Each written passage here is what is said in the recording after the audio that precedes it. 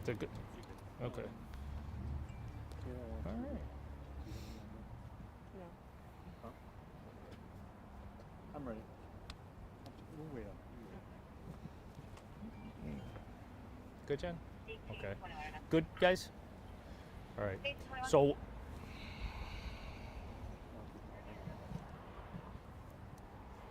we got a 911 call about 45 minutes ago of two individuals laying in the street with blood on their faces. Officers responded. What we have now is we have two deceased individuals. One of them is an adult. The other one we're trying to make a judgment on. We don't have identifications on them. Working feverishly, we're looking to talk to any witnesses that we can. We've got a lot of detectives out here, a lot of police officers going to door. If anybody has any video surveillance or any information on this, we have two dead bodies in the street, so we have an absolute tragedy on our hands. Is there a third scene? We'd heard there a report of a possible third scene. Is that the case? Is that connected? There was an issue on Evergreen with a man with a gun. We've determined that's totally unrelated.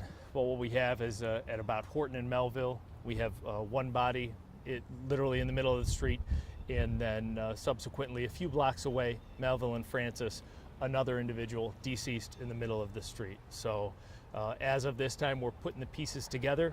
We've got a lot of support from the community. A lot of the neighbors have come out, and they want to help us, and that's what we need. Chief, do we believe this was a moving shooting, people on foot, in vehicles? Unfortunately, I'm not even at the point yet that I'm going to be able to say that it was a shooting. We have, if I had to bet on it, I'm guessing that's the case. But at this point in time, we're not even to that point yet. What I can say is that we have two, tragically, we have two bloody bodies in the street, and we don't have an explanation for it. Can you talk about the area of it being targeted? Some neighbors said that they didn't hear anything and they don't know if they know the individuals. Is this a targeted area? Is this a random area? I've been up and down the street myself talking to neighbors. Is not an immediate feeling that anyone has an explanation for us, which a lot of times we'll go to a scene and individuals will be streaming out saying, I know that individual, I know what the conflict is, I know what's going on.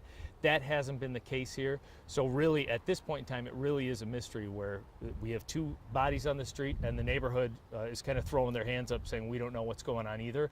But I do want to be thankful because a lot of neighbors have come out in support and asked what they can do to help for this tragedy. I know it's early investigation, suspect. Do you have any leads on that at this point? We don't have any specific information I can share at this time. I will say I don't believe we are to the point where we have a suspect, but I think that with this big of a crime scene, it's broad daylight with this many people out and about. I think that we should be able to get the cooperation that we need from the citizens, the people in Grand Rapids, to help us out, and hopefully we develop a suspect very quickly. Do you believe there's a reason for people to be on the lookout for anything right now, or is? From the preliminary basis of this information, so I was on the phone with GRPD security. We were talking about whether or not a school lockdown was necessary, and this appears to be very targeted, very personal, and I don't believe it's random in nature, and I don't believe that anybody else has a fear, anything to be fearful of. Were there any weapons found at either scene? I'm not at the point where I can even tell you that yet. Chief, about how many blocks does this span? It seems pretty... Yeah, we've got a crime scene that goes, I would say, about 4 total blocks.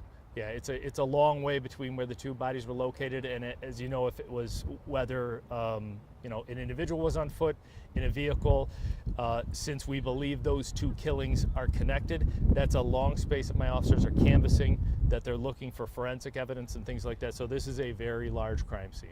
And talk about, you just said it was in broad daylight. People are outside. Yeah. What do you have to say to the neighbors who are saying, hey, this is my block, this doesn't happen often? Well, I'm picking up on that. That's exactly what if you guys look down that block, you'll see people are on their porch, people are talking to the police. They came out. This is not something that this neighborhood's going to tolerate. This is not something that anyone should ever tolerate. And so I'm thankful for the support of the neighbors coming out and talking to us, and I know they want answers. Just as I was on my way walking here, somebody from a porch yelled, you got to find this out, you got to find this out.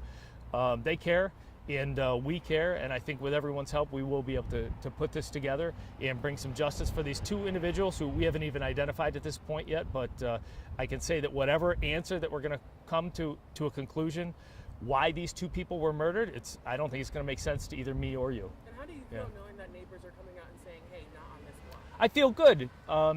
We have seen crime trend down in the city this year. That's going to be no comfort to the loved ones of these two individuals who were murdered today. But I never want Grand Rapids to be the place that you become numb to violence. I want the people to be outraged by this. I'm outraged by this, and I know this block is outraged by this neighborhood, and I hope we never get to the point where this is the normal. You said that at this point, as this was reported as a shooting investigation, did anyone hear gunshots, or you've been able to gather any information like that? You know what?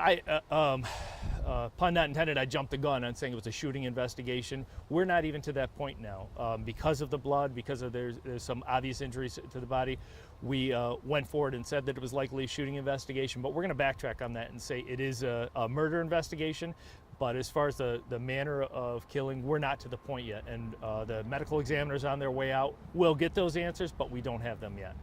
You know who called this in? Was it just bystanders or someone just walking down the street? Yeah, we got several 911 calls, and the 911 calls were individuals in the street bloody is what it was. There was not a call of a shooting, a stabbing, anything like that. So it really is one of those things that from the beginning, it's a mystery. I think that we will be able to put it together and get some answers soon. I just don't have them yet. What can people do to help? This is, as we said, a very large crime scene. If you live in this neighborhood, if you have information about this, please come forward. Call. If you don't want to come forward to the police department, go through Silent Observer, either their website, their text line, their phone number, and get that information to us so that we can bring justice for the families of these two individuals. Is there a third location? I heard. You missed the beginning. There was an incident with an armed individual over on Evergreen, which has since resolved. We've determined it is not related to this incident. And there are still police out here. About how long should people avoid this area? I would say avoid it for another 3 hours or so, as there is a extensive crime scene. We do have to wait for the medical examination. We have a lot of evidence. We have a lot of canvassing to take place. So I would think 3 hours is probably a good estimate.